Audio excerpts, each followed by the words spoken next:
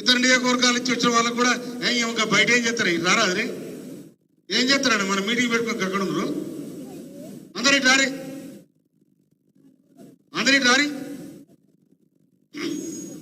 ఈరోజు రేవంత్ రెడ్డి గారు ఢిల్లీ ఇది లండన్ పోయి నది చూసి అరే ఇది బాగుందిరా ఇట్లా చేస్తే మన దగ్గర కూడా మురికి కొట్లాడుతుంది ఆ మూసీ నది ప్రక్షాళన చేసి దాన్ని సుందరీకరణ చేస్తే బాగుండు అనేది ఆయనకు ఆలోచన వచ్చింది. అది అయిందో కాలేదో కేసీఆర్ కొడుకు కేసీఆర్ అల్లుడు ఆ మూసీ నదిలో పడి పొర్రదామురు అటు ఇటు మేము చేయనీయనే చేయం మేము దానికి అడ్డం పడతాం నిలువ పడతాం అని చెప్తా ఉన్నాడు. ఈ అడ్డంబాడు నిలువడు కథ మీ Sudheer Reddy Musi river development board ఎందుకు మీరు తయారు చేశారని చైర్మన్ గా చేసిండో మీకేమైనా సిగ్గు శరబడి చెప్పాలి. ఎందుకు చేశారు? సుధీర్ రెడ్డి గారిని మూసీ ప్రక్షాళన చేయడానికి మూసీని డెవలప్ చేయడానికి ఒక కార్పొరేషన్ పెట్టి దాన్ని చైర్మన్ చేసినారు.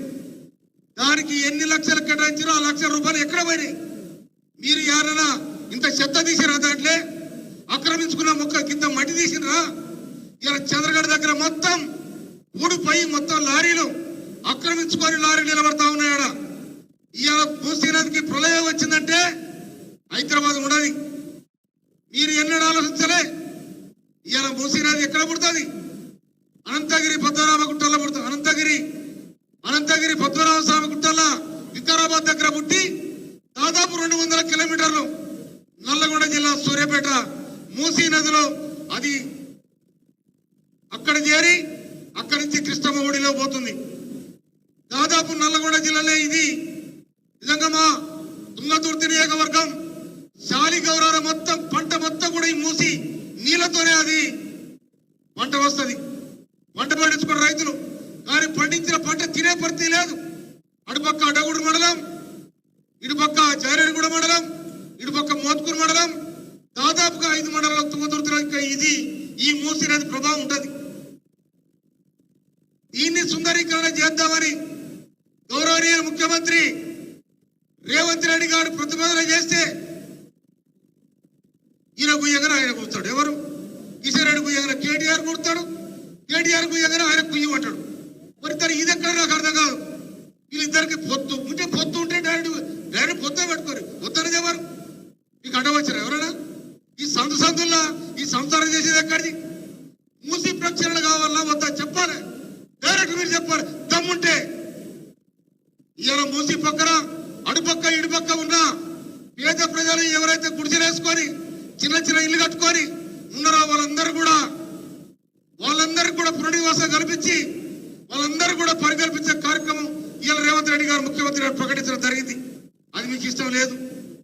మీరు మీ హైడ్రా ద్వారా మీ బంగ్లాలు కూలిపోతాయేమని చెప్పి అటుపక్కన ఇటుపక్క ఈ ఆలోచన డైవర్ట్ చేసి రకరకాల డ్రామాలు చేస్తా ఉన్నారు. మీరు మీ డ్రామాలు నడవాయి.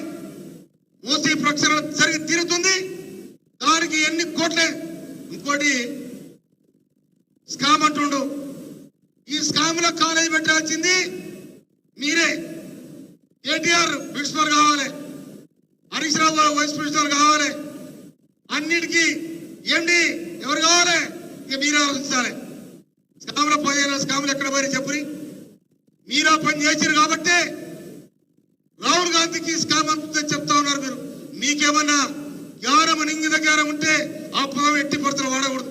వాళ్ళు దేశ నాయకులు. వాళ్ళు ఇందిరాగాంధీ కుటుంబం, నెహ్రూ కుటుంబం దేశం కోసం త్యాగం చేసిన కుటుంబం. ఆ కుటుంబాన్ని పట్టుకొని 25 లక్షల కోట్లు, 25 కోట్లు, 25,000 కోట్లు ఎవడా మీరు చెప్పింది? ఇవాళ మీ దగ్గర ఎంట పడితే ఇవాళ ఈ రాష్ట్రానికి సరిపోయేంత బడ్జెట్ వస్తుంది. అది మీకు తెలుసు. అది కానీ ప్రజలే చెప్పరు. ప్రజలను అడ్డ పెట్టుకొని రాజకీయాలు చేయాలనుకొని మీరు ప్రయత్నం చేస్తా ఉన్నారు. ఎక్కడ రాజకీయాలు చేస్తారు? ఇప్పుడు బాబా మరిగా పంచాయతీ పడేది.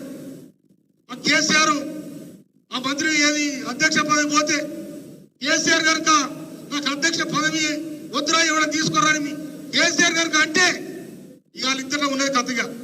బావొక దిక్కు, బామర్ది ఒక దిక్కు, రకరకాల విధానాలు ఉన్నాయి వాళ్ళకి. అందుకోసమనే మూసీ ప్రక్షాళన జరిగి తీరాల్సిందే. అక్కడున్న పేదలకు రాష్ట్ర ప్రభుత్వం మీరు కట్టించింది ఏందే? 10 ఏళ్ళు రాజ్యాలు ఉన్నారు, మీరు కట్టించింది ఏంటిది? మొదలగడ్డలు శ్మశాన దాపైన మీరు కట్టించింది ఏంటిది? మొదలగడ్డలు శ్మశాన వాటికలు భయపడతామని. కానీ రేవంత్ రెడ్డి గారు కాంగ్రెస్ ప్రభుత్వం పేదలకు ప్రతి నియోజకవర్గానికి 3,500 ఇల్లు కట్టిస్తారని ప్రకటించింది. తొందరలో అయింది. అదే క్రమంలో మూసీ పరివాహక ప్రాంతం చుట్టుపక్కల ఉన్న పేదలకు కూడా పక్క ఇల్లు కట్టించి వాళ్ళ పక్క పరికల్పించే కార్యక్రమం కూడా మన ముఖ్యమంత్రి ఆ ప్రణాళిక తయారు చేసిన కూడా మనం చేస్తున్నాను. అది ఓర్వలేక ఏమైనా అక్కడిక్కడ ఏమైనా లాభం జరుగుతుందో ఏమైనా ప్రజలు మామూలు మీరు కత్తులు పట్టుకునేమని చెప్తారు.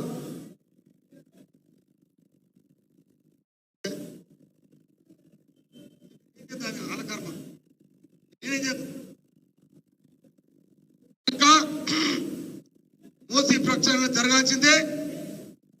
మా ప్రాంతానికి ఏడాదైనా 2 ఏళ్ళు కావచ్చు, శుద్ధి చేసిన నీళ్ళు రావాల్సిందే. ఆ పాడి పంటలు పండాల్సిందే. ప్రజల సుఖశాంతులతో ఆరోగ్యవంతమైన జీవితాన్ని దాదాపు ఇక్కడి నుంచి 140 కిలోమీటర్లు ప్రవహిస్తుంది హైదరాబాద్ నుంచి. కనుక ఈ ప్రభావాన్ని కూడా